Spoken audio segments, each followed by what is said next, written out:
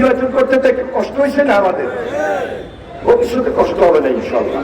Theory আমাদের জানা আছে। জুলাইকে যারা বিভক্তি করে দিয়েছে, শুধু দুইটা কথা বলি।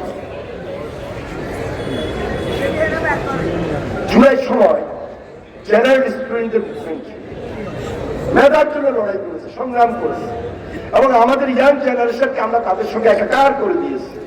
আন্দোলন হোক, একটা রেজাল্ট আসে।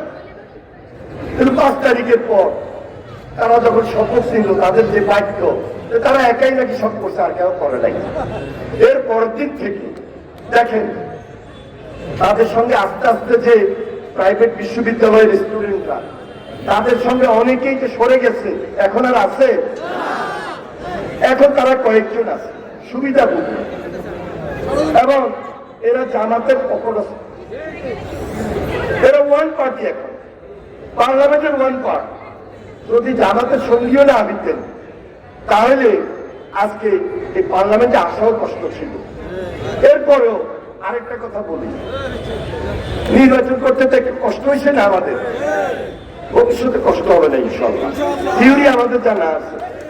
তবে সজাগ থাকবেন, সতর্ক থাকবেন, এই কারণে যে আপনারা আমরা যারা আছি সবাই জুলাই যোদ্ধা হিসাবে আমরা ঐক্যবদ্ধ থেকে আমরা ওই যে যারা আজকে দেশের বিরুদ্ধে নতুন ষড়যন্ত্রে লিপ্ত হয়েছে, এটাও মোকাবিলা করব।